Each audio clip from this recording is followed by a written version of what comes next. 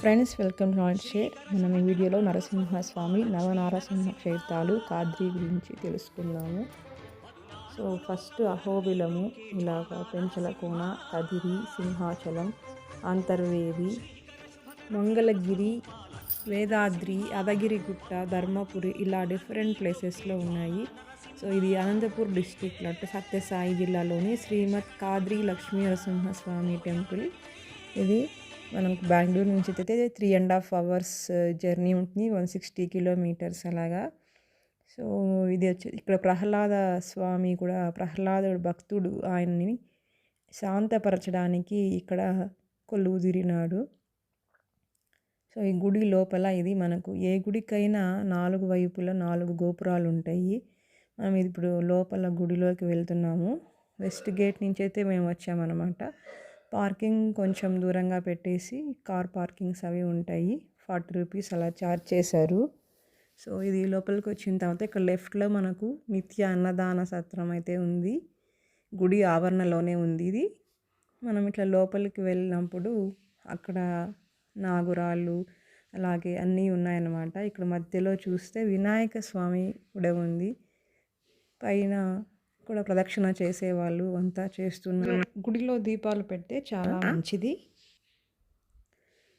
ఇది వైకుంఠ ఏకాదశి సందర్భంలో మేము వెళ్ళినప్పుడు ఇలా గుడి అంతా చాలా అలంకారంగా పూలతో ఎంతో చూడడానికి చాలా చక్కగా అందంగా అనిపించింది. మనకు నార్మల్ దర్శనం కూడా ఉంది. స్పెషల్ ఎంట్రీ అలాగా 100 రూపీస్ టికెట్ తీసుకొని మనం వెళ్ళొచ్చు క్యూ లైన్లోకి. సో వీకెండ్స్లో వెళ్తే మనకు జనాలు రష్ అయితే కొంచెం ఎక్కువగానే ఉన్నారు. ఇది బయట ధ్వజస్తంభం దగ్గర. ఇక్కడే మనకు బయటనే టెంకాయలు కొడుతూ ఉన్నారు. కానీ లోపల క్యూ లైన్లోకి వెళ్ళిన తర్వాత కూడా గర్భగుడి దగ్గర కూడా అయితే టెంకాయలు తీసుకుంటున్నారు. పక్కనే వాళ్ళు తీసుకొని అలా కొడుతున్నారు అన్నమాట. ఇలాగా హిరణ్యకశిపుని, ఆయన నరసింహస్వామి ఉగ్రరూపంలో ఉన్నటువంటి ఆయన సంహరించిన తర్వాత ఆయన కోపంగా ఉగ్రరూపంలో తిరుగుతూ ఉన్నాడు. అలా తిరుగుతూ ఇక్కడికి వచ్చాడంట కదిరికి. అది కాద్రి అయితే కదిరి అని మనం పిలుస్తాము. ఆయన్ని శాంతిపరచడానికి ప్రహ్లాదుడు ఇక్కడి వరకు వచ్చి దేవతా సమూహంతో ఆయన్ని శాంతిపరిచే ప్రయత్నమే ఇక్కడ చేశారు. అందుకని ఈ గుడిలో ప్రహ్లాదుడు కూడా స్వామి దగ్గరే ఉంటారు అని మనకు కథ పురాణం చెప్తుంది. సో ఇక్కడ పైన చూస్తే మనకు గోవింద నిశ్చలానంద మందార మకరంద, నీ నామం మధురం, నీ రూపం మధురం, నీ సరస శృంగార కేళి మధురాతి మధురం స్వామి.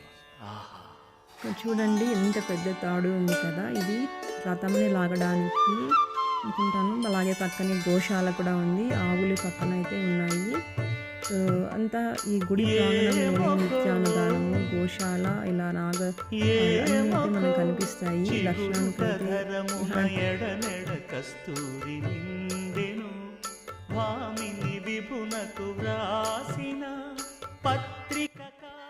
ఇక్కడ స్వామి కద్రి చెట్టు నుండి స్వయంభుగా 8 చేతులతో వెలిసారంట. అది ఆయన నాభి నుండి కూడా ఒక చెమట స్వేద బిందువులు వస్తాయి, అవి తీర్థంగా తీసుకుంటారనేసి మనం కథనం కూడా తెలుసుకోవచ్చు.